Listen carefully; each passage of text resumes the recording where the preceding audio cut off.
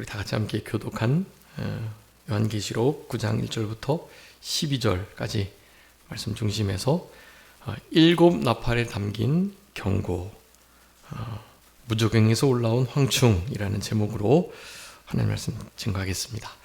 우리 일곱 나팔, 다섯 번째 나팔 말씀을 살펴보고 있는데요. 우리 지난 시간에 이어서 무저갱에 올라온 황충 이런 제목으로 다섯 번째 나팔이 울렸을 때 그곳에서 하나님께서 경고하는 바를 살펴보도록 하겠습니다.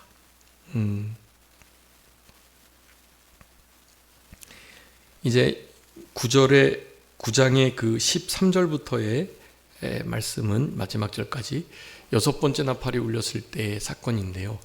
이 다섯 번째 나팔이 울린 것과 그 정도가 이제 더 심해진 것으로 그렇게 점층적으로 이어지는 그런 경고의 여섯 번째 나팔이고요. 그래서 그런 이 하나님의 인과 그리고 나팔, 이와 같은 징조와 경고의 일들, 그리고 이제는 일곱 번째 나팔이 울려질 때는 첫 번째 대접 재앙이 이제 시작되는데, 대접 재앙과 같은 그런 심판적 재앙이 분명히 미래적으로 있을 것이고, 그런데 지금도 있다라는 거, 그것을 항상 기억하셔야 합니다. 오늘 다섯 번째 이 나팔이 울렸을 때 무저갱에서 올라온 황충, 이 경고의 말씀은 당연히 지금도 우리들에게 유효하고, 이 경고의 메시지를 잘 심각하게 주의하여 귀 기울여 들어야 할 필요가 있다라고 할 수가 있겠습니다. 황충, 우리 지난 시간에 잠깐 짧게 살펴봤었는데요. 메뚜기와 같은 모양을 한 우리 이스라엘 백성들이 애굽에서 나올 때 10가지 재앙 중에 하나이기도 했던, 실제로 이 지역 사람들은 이 메뚜기가 너무너무 이렇게 진짜 달갑지 않은 아주 무서운 그런 자연 재해 가운데 하나라고 합니다. 이 황충으로 인해서 이렇게 여러 가지 심각한 상황들이 벌어지는데요. 오늘 다섯 번째 이 나팔 소리에 담겨 있는 경고의 말씀, 이 말씀을 우리가 이제 실제적으로 이런 황충이 막 창궐하는 일이 충분히 있을 수도 있고요. 그리고 무저갱이 열렸을 때 거기서 이제 연기가 올라왔는데 그 연기가 해와 공기를 어둡게 했다라는 말씀들이 있고, 실제로 자연환경이 그렇게 될 수 있다라는 것이고요. 이런 말씀을 그러니까 영적으로 의미적으로 해석할 때 아주 중요한 교훈을 받을 수가 있습니다. 이 영적인 해석 중에는 우리 이병기 목사님의 강해서가 단연 탁월한 해석을 하고 계세요. 이병기 목사님 강해서에 의하면 오늘 본문에 나오는 이제 9장 1절에 땅에 떨어진 별 있잖아요. 땅에 떨어진 별. 이것은 우리가 지난 8장에서도 우리가 살펴본 바와 같이 불 붙는 큰 별, 이름이 쑥인데요. 그 별이 떨어져 가지고요. 이미 경고의 메시지를 보낸 사건이 있었습니다. 바로 그 떨어져 버린, 이미 떨어지게 된 그 별 하나. 그 별 하나는 타락한 지도자들이라고 할 수가 있겠고요. 당연히 배교자, 이단자들까지도 다 포함한다고 할 수 있겠습니다. 그래서 여러분, 우리 한국교회 안에 실제로 큰 별과 같은 인물들이 좀 있어요. 그런데 여러분, 그런 인물들이 이게 참 큰 실수를 많이 했어요. 그런 이들이. 그래서 그런 이들이 우리 참된 바르게 믿고자 하는 신앙인들을 정말로 크게 타락시키고 진짜 나중에 어떤 심판을 받게 될지 모르겠지만 너무나 큰 신앙적 손해를 보게 함이 분명히 있습니다. 여러분 그런 것들을 우리가 잘 분별해야 해요. 큰 별, 유명한 교회, 뭐 몇십만 명, 뭐 몇백만 명이 모이는 그런 교회가 있다 할지라도요. 거기에 있는 지도자가 다 온전한 것이 아니니까요. 그의 잘못된 해석 그런 것으로 인해 가지고 실제로 크나큰 손해를 보게 되는 경우들이 상당히 있고 현 한국교회의 모습은 사실 그런 이들의 그런 잘못된 인도를 따른 결과물이 현재의 한국교회의 모습이 아닐까 하는 생각을 많이 해보게 됩니다. 자금의 WCC, WEA 여러 가지 문제들이 있잖아요. 우리 성도님들은 잘 모르시겠지만 교계 지도자들에게는 중요한 문제들입니다. 그것을 심각하게 생각하는 성도들도 많아요. 우리 교단 안에는 뭐 그런 것을 생각하시는 목사님들이 별로 안 계시고요. 실제로 그런 문제들이 상당히 크고 우리는 그저 우리 교단에서만 생활해도 그런 문제들과는 관계없이 여태까지 지내왔기 때문에 뭐 전혀 아예 생각조차 없으신 거죠. 근데 한국교회는 그런 것 때문에 사실 크나큰 곤욕을 치르고 있고 영적 전쟁 가운데 있습니다. 생각이 있는 통합 측 WCC 가입된 통합 측의 목회자들이나 성도들은 어떻게든지 그런 교단에서 교회에서 나오고 싶어하는 실정이에요. 실제로. 그래서 그 WCC에 가입된 교단에서 나오고자 하는 이들이 나오는 이들이 많이 있기도 하고요. 여러분 이런 모든 것들은 타락한 지도자들의 이권을 향한 그리고 진리를 타협하고 양보한 결과물들이라고 할 수 있겠고 거기에는 상당수의 이단, 배교자들이 함께 힘을 합하고 있다라는 것을 우리는 알아야만 합니다. 이것을 다 영적인 문제로 보셔야 돼요.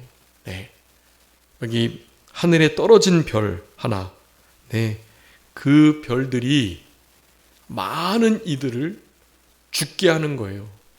물을 쓰게 해가지고요. 여기 8장 8절에 나오죠. 둘째 천사가 나팔을 불었는데 불붙는 큰 산과 같은 것이 바다에 떨어졌다. 바다 3분의 1이 피가 되었다라고 말하고 셋째 천사 10절에 보니까 셋째 천사가 나팔을 불었는데 횃불같이 타는 큰 별이라고 말을 합니다.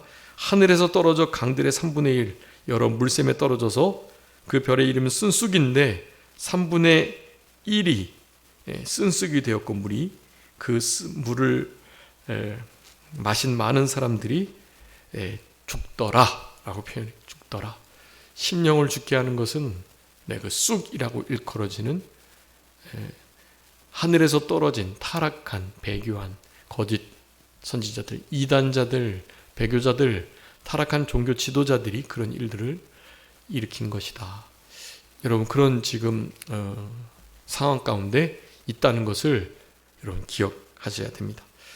그가 무저갱을 2절에 보니까 열었는데 그 구멍에서 큰 화덕의 연기 같은 연기가 올라왔다라고 말합니다. 여기서 이제 그 무저갱의 열쇠를 1절에 받은 그 별 하나, 하나님께서 그에게 주어진 거예요. 무저갱의 열쇠를 사용하도록요. 그것을 사용하지 않았어야만 하는데 사용을 했다라는 것. 타락한 자들의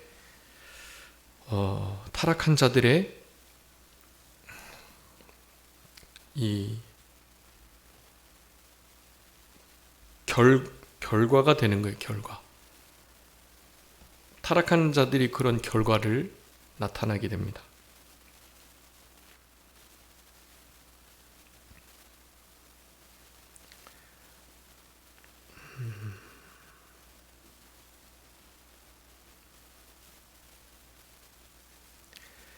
우리 계시록 1장 18절에 사망과 음부의 열쇠를 인자가 받으셨다고 말씀해요. 근데 그 인자가 타락한 지도자들에게 그 열쇠를 넘겨주셨습니다. 하나님께서 그것을 사용하셔서 심판하시려고 하시는 것도 있고, 또 그 상황을 통해서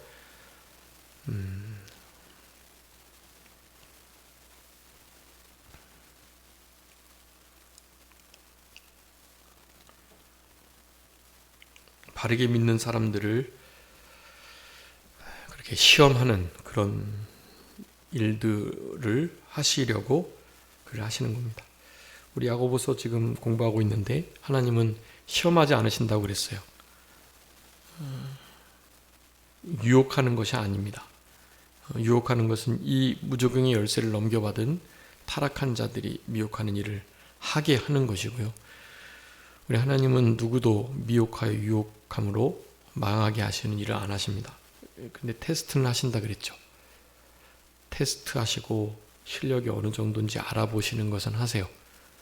그래서 결국에는 잘 통과하면 상급 주시는 거고, 그렇지 못할 때에는 자신의 삶을 돌아보고 회개하고 회개의 열매를 맺게 하시는 일을, 그런 테스트를 통해서 그렇게 하시는 것입니다.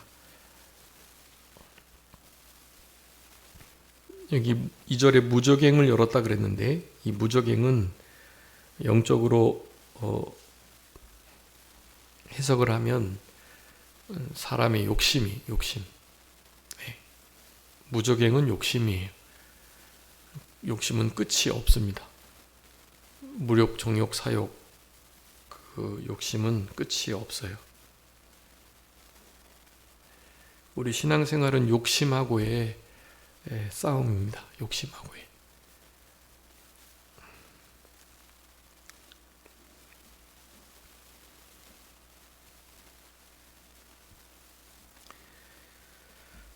그래서 그 무적행에 떨어지게 되면, 원래 이제 무적행은 사탄 마귀를 가두는 역할을 하게 되는데요. 우리들도 사탄 마귀의 마음을 가지고 욕심에 미혹되면 그런 무적행에 갇힌 것이나 다름이 없습니다. 우리들도 영적으로 그래요. 그래서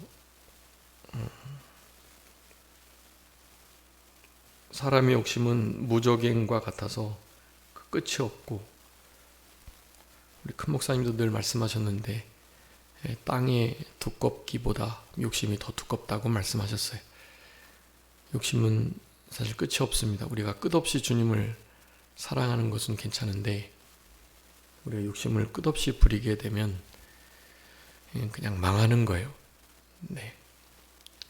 이 마지막 때는 이 욕심과의 싸움이라고 하겠습니다. 사탄 마귀가 이 욕심을 일으키게 하는 그런 일들을 하도록 하나님이 허락하셨고, 무적행의 열쇠를 받은 자가 무적행의 열쇠를 사용해서 열었기 때문에 그런 일이 일어나는 거예요.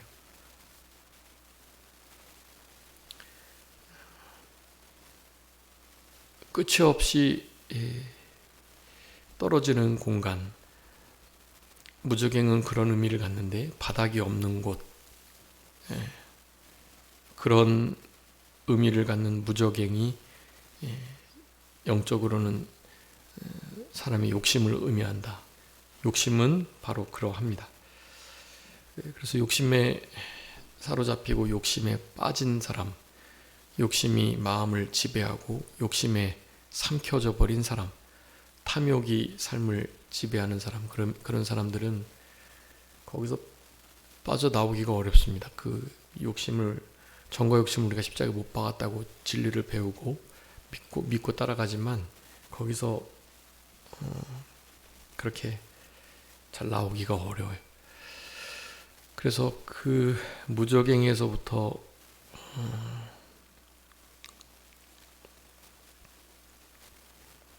나오는 유일한 방법은 이제 창세기 28장에 나오는 하늘에서부터 땅에 연결된 바로 그 사닥다리를 통해서만 우리가 끌어올려질 수 있습니다. 그 사닥다리는 예수 그리스도를 의미하고, 예수 그리스도께서 우리를 무적행과 같은 욕심 구덩이에서 우리를 건져낼 수 있는 유일한 방편이 된다. 사닥다리 되시는 예수 그리스도를 붙들고 예수님께 붙잡혀 있을 때 그 사닥다리를 통해서만 무적행으로부터 헤어나올 수가 있다. 예수 그리스도께서 십자가에 못 박히셨음을 믿고 예수 그리스도의 그 피와 부활의 생명의 능력을 가지고 우리는 그 욕심을 날마다 이겨낼 수 있도록 그렇게 힘을 써야 되겠고, 무적행과 같이 깊은 이 욕심을 우리가 잘 다스리고 제어하고 그 정과 욕심을 십자가에 예수님과 함께 늘 못 박는 그런 우리들의 신앙이 더욱더 필요한 때이다. 이 5번째 나팔이 울려졌을 때에 이와 같은 모습은 영적으로 우리들에게 그런 의미를 깨닫게 해 준다고 하겠습니다. 그가 무적행을 열었는데 그 구멍에서 화덕의 연기 같은 연기가 올라왔다. 이 화덕의 연기는 일반 연기랑 달라서 막 연기가 그냥 구름과 같이 그렇게 나오게 된다고 합니다. 그러니까 그냥 보통 연기가 아니고요. 네, 그래서 그 화덕의 연기 같은 연기, 이것은 영적으로 우리 욕심에 눈이 먼 욕심에 사로잡힌 자들의 어리석고 어두운 생각들을 의미합니다. 네, 연기는 생각들이라고 생각하시면 될 것 같아요. 무적행은 욕심, 그리고 거기서 나오는 연기는 어리석고 어둡고 미련한 모든 생각들이라고 하겠습니다. 욕심에 그렇게 들면 그런 마음가짐, 그런 생각들이 나올 수밖에 없습니다. 그 연기가 해와 공기, 그것을 어둡게 만들었다. 2절에 말씀합니다. 여기 해는 지난 나팔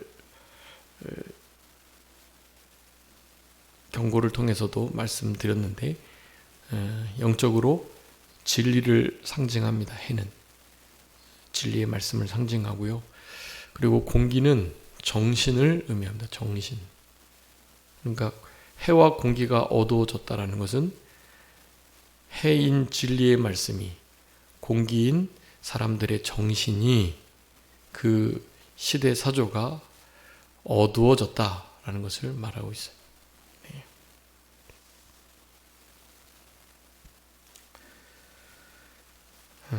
욕심에 사로잡힌 사람들의 이 어리석고 미련하고 어두운 그런 생각들이 진리를, 또한 사람들의 정신을 그렇게 어둡게 하는 일들을 하고 있다라는 것입니다.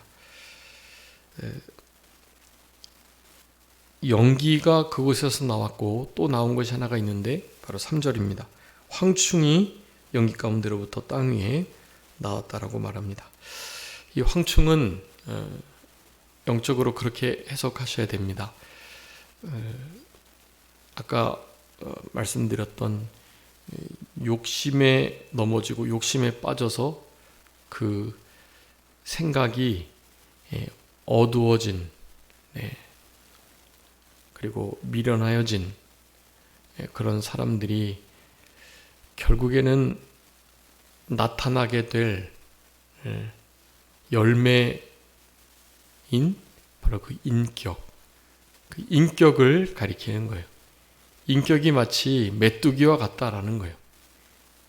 해충이요 황충인, 그러니까 사람의 인격이 아닌, 이제 여기 보면 메뚜기가 전쟁에 나가는 전갈의 권세를 가진 말과 같은 그런 아주 무지막지한 존재를 가리키는 거거든요. 황충의 인격을 갖게 된다라는 거예요. 네.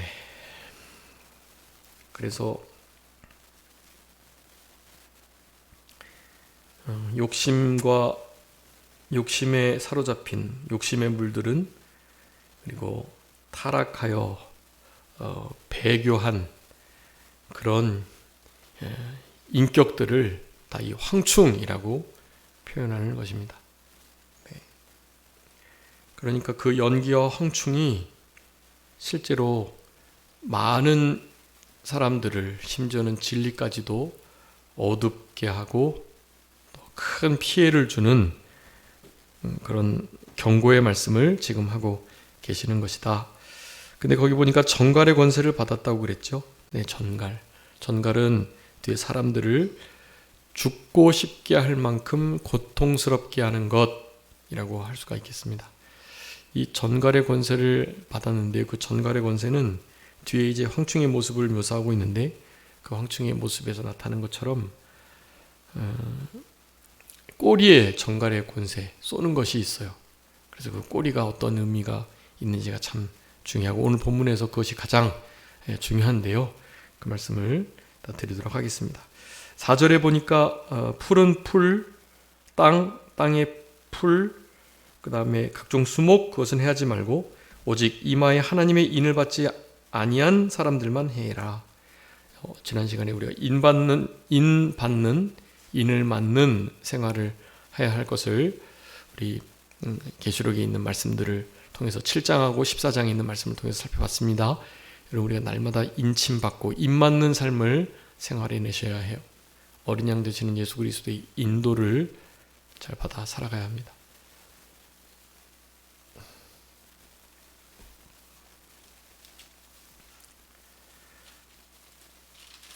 다섯 달 동안 괴롭게 하고요. 전갈이 사람을 쏠 때 괴롭게 하는 것과 같은 정도. 전갈이 두 종류가 있는데요. 죽이는 전갈도 있고요. 그리고 정말로 고통스러운, 진짜 죽지는 않지만 죽을 만큼 고통스러운 그런 전갈의 독을 가진 그런 전갈들이 있다고 합니다. 오늘 본문은 그 중에서 죽지 않는 독을 가진 전갈을 가리키는 거라고 할 수가 있겠고요. 딱 죽지만 않을 정도로 정말 괴로운 그런 고통을 가져다가 주게 되는, 여러분, 타락한 사람이 타락한 육체와 정신을 가지고 그렇게 주변 사람들과 또 공기를 흐리는 것처럼 그렇게 흐리게 하게 되면 이런 전갈의 고통과 같은 이런 큰 아픔이 우리의 삶 가운데 찾아오게 됩니다. 전갈이 쏘는 것과 같은 그 괴로움, 그것을 우리의 삶 속에 누리는 경우들이 있는데요. 그거 다섯 번째 나팔이 울린 거예요. 네, 다섯 번째 나팔 경고를 그렇게 받으셨음을 인지하시고 인 맞는 삶을 살아가셔야 합니다. 그러니까 인을 맞는 게 중요해요. 그리고 인을 맞은 자도 뒤에 이제 계속해서 그렇게 인을 맞는 생활을 지속적으로 해 나가지 않으면, 그러면 결국에는 전갈의 권세와 같은 괴롭힘의 역사로 그렇게 크나큰 고통을 당하게 된다라는 것입니다. 6절 말씀입니다. 그날에 사람들이 죽기를 구하여도 죽지 못하고 죽고 싶지만 죽음이 그들을 피하겠다. 죽음이 피한대요. 죽음은 역시 하나님의 소관인데요. 하나님께서 죽도록 내버려 두시지 않는다는 거예요.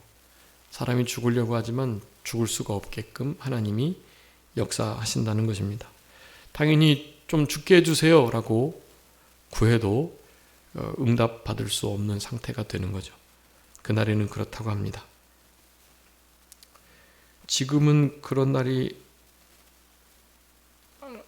아닐 수도 있는 것 같아요. 왜냐하면 죽고자 하면 그냥 너무 쉽게 죽을 수 있는 시대를 지금 우리가 만났기 때문에 그렇습니다.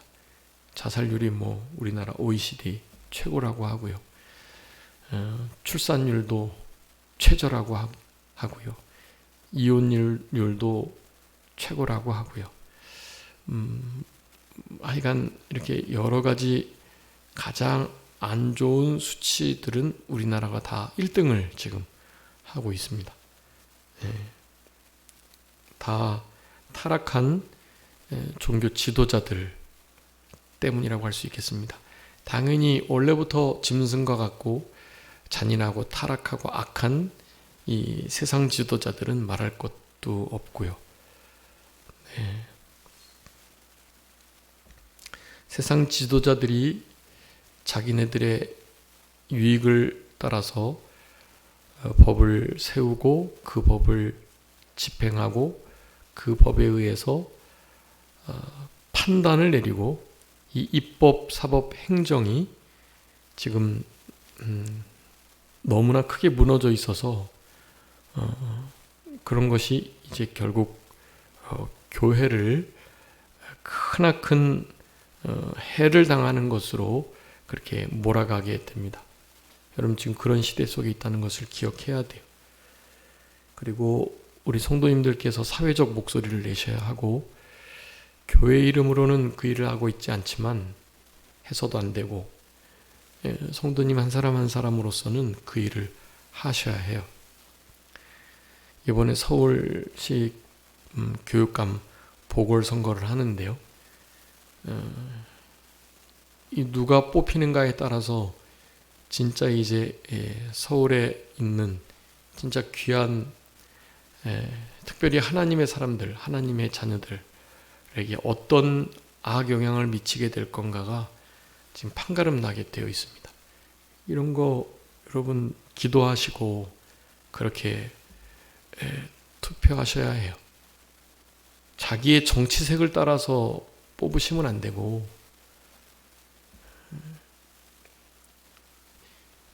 하나님께서 어떤 인물을 그나마 괜찮게 여기실까 그거를 물으시고 그렇게 뽑으셔야 해요. 네, 하나님께 기도하시면서 하셔야 되는 거예요.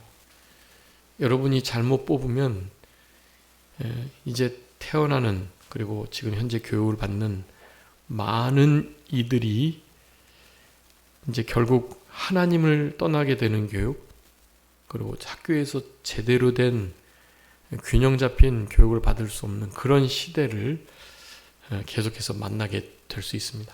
여러분 그러니까 좀 기도하시고 이런 부분들을 좀 사려 깊게 또 심각하게 생각하시면서 그렇게 하셔야 해요. 다 뭐 후보자들이 뭐 다 거기서 거기죠. 그러니까 정치나 뭐 모든 것이 다 그렇다 그러잖아요. 차악을 선택하는 거예요. 그냥 그나마 조금 더 악한, 덜 악한 사람, 덜 악한 사람 뽑는 거예요. 교회 같은 선을 추구하는 공동체는 가장 선하고 좋은 분을 뽑으면 되는데요. 세상의 투표는 그런 게 아니에요. 다들 악하지만 가장 그래도 그나마 덜 악한 사람 뽑는 겁니다. 그런 거를 기도하시면서 잘 뽑으셔야 해요. 심각하게 생각하시고 이런 정치하는 일에도 우리가 참여를 해야 합니다.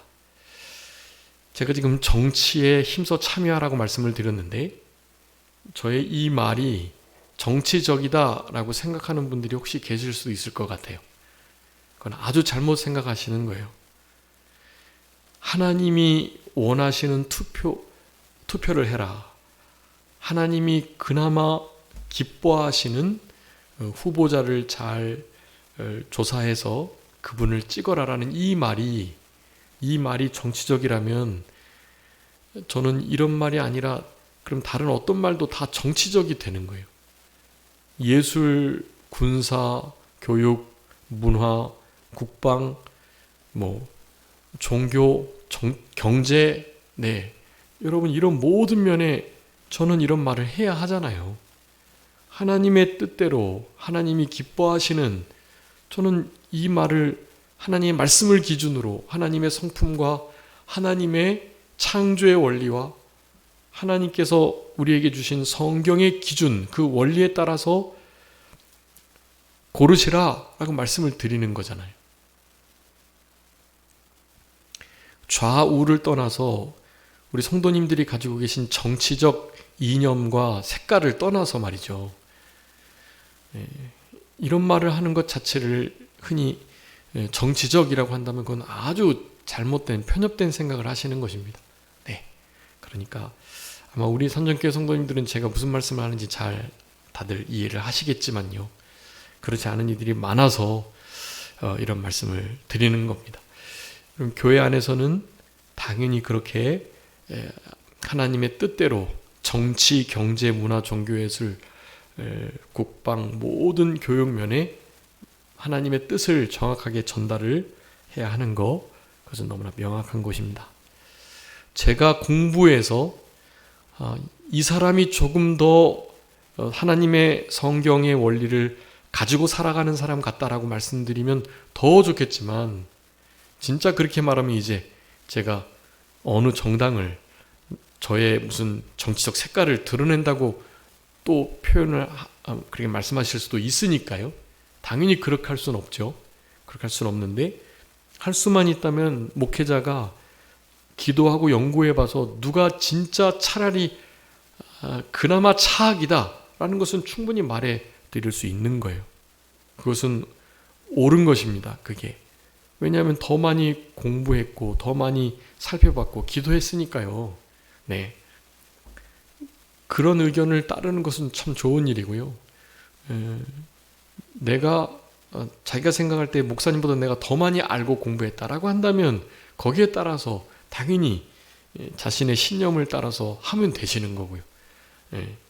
그런데 제가 알고 있는 정도의 상황에서 이분이 그래도 그나마 하나님 뜻에 가깝다 하면, 공부를 안 해보신 분이라면 그냥 믿고 그렇게 하시면 좋은 거예요. 네. 그런 것들도 하나님의 기도하는 종들이 말씀에 입각한 삶을 살아가는 자들, 전제 조건은 그겁니다. 하나님의 기도하는 목회자, 하나님의 말씀을 기준으로 삼는 목회자이어야 해요. 정치적으로 편향되고 정치적으로 이렇게 치우쳐 있는 목회자의 말을 들으면 안 되죠. 당연히 그거는. 그렇지 않은 상황에서 기도하고 하나님 앞에 말씀을 그래도 더 많이 읽은 하나님의 종들의 판단이 훨씬 더 하나님의 뜻에 가깝다. 그건 명확한 거예요. 그렇게 하시는 것이 하나님이 기뻐하시는 뜻을 잘 이루는 아주 귀한 방편이라고 할 수가 있겠습니다. 여러분, 세상은 실제로 그렇게 흘러가고 그렇게 타락하게 되어 있습니다. 그런 상황에서 우리는 어떻게 하든지 이런 계시록의 말씀을 통해서 하나님의 우리를 향하신 영적인 이런 교훈들을 잘 받으실 수 있도록 그렇게 힘 쓰셔야 되겠고요.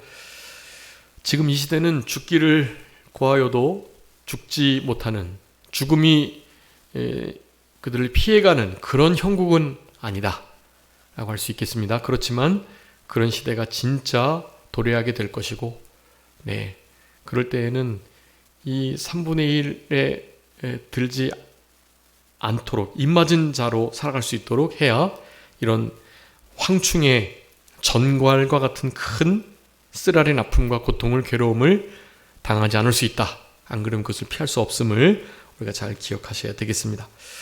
이제 7절부터는 황충의 모양을 말씀하는데요. 전쟁을 위하여 준비한 말들과 같다.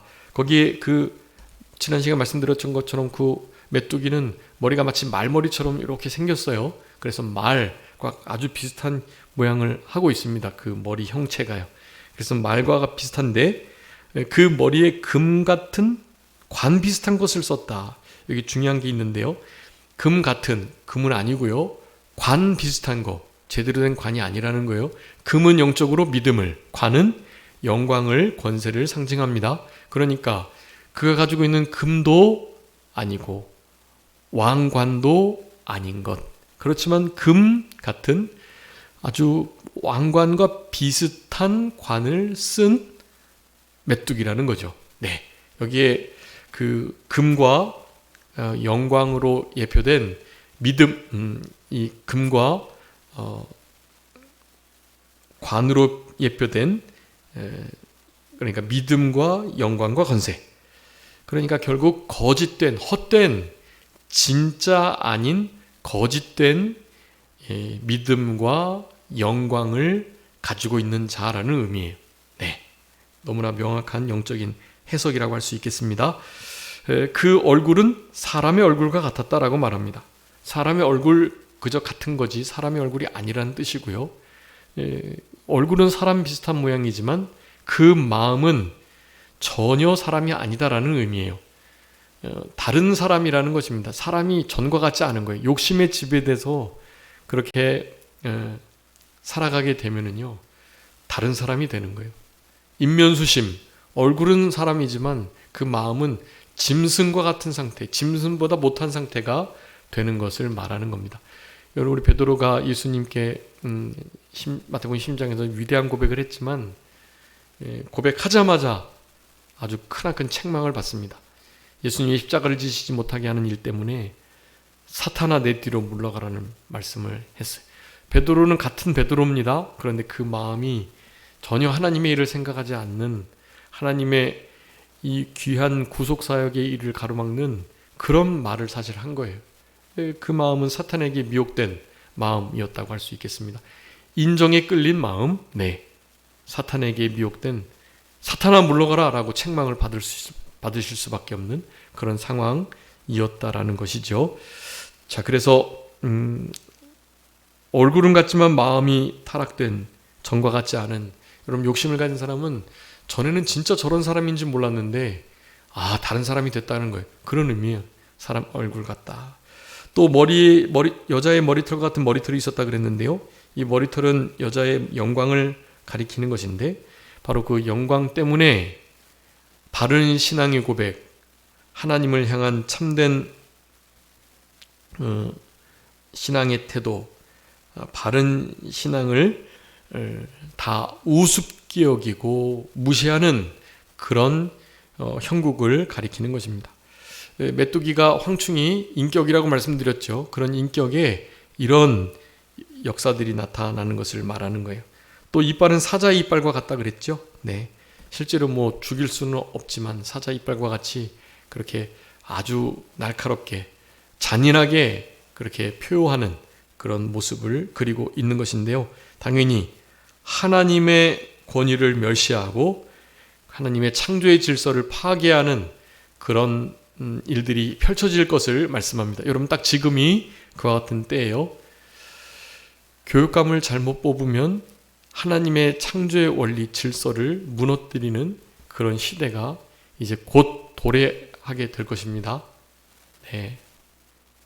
또다시 여러 학생의 인권 조례가 만들어져 가지고 크나큰 혼란을 초래하게 될지 알 수가 없습니다. 여러분, 이런 것들을 위해서 기도해 주셔야 해요. 9절에 또 철 호심경 같은 호심경이 있다고 말씀해서, 호심경은 이거 흉갑을 뜻하는데요. 철 흉갑, 이것은 철면 피와 같이 뭐 아무런 체면이나 염치, 정절이 없는 상태를 가리키는 것입니다. 여러분, 메뚜기와 같은 욕심에 빠져버린 상태가 된다면 네, 이런 일들을 피할 수가 없다. 그리고 그 날개 소리와 번개의 병거와 많은 말들이 전쟁터로 달려가는 소리 같은 소리를 낸다고 말씀했는데요. 여기는 이 사탄 마귀에게 미혹된 욕심을 품은 자들도 그 일을 할 때는 사탄 마귀도 그렇지만 전심전력을 다한다는 뜻이에요.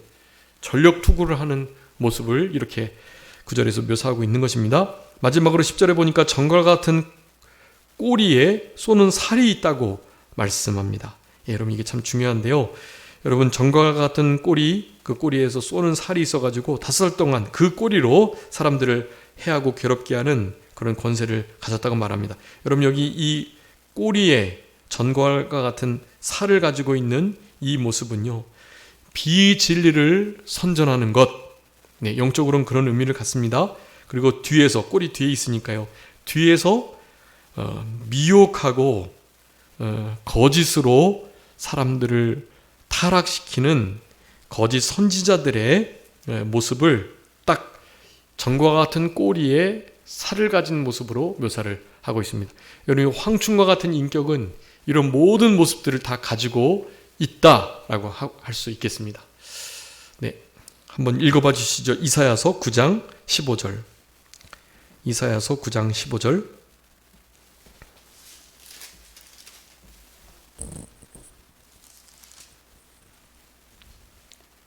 그 머리는 곧 장로와 존귀한 자요, 그 꼬리는 곧 거짓말을 가르치는 선지자라. 아멘. 꼬리는 거짓말을 가르치는 선지자다라고 말하고 있어요. 이런 말씀들로 신약의 계시록의 말씀을 해석하는 것이 영적인 해석의 중요한 원리들입니다. 네.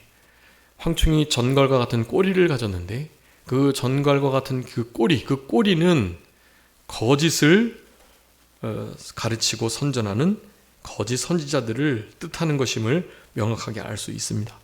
우리들이 이런 일에 베드로와 같이 이용당할 수도 있다는 거예요.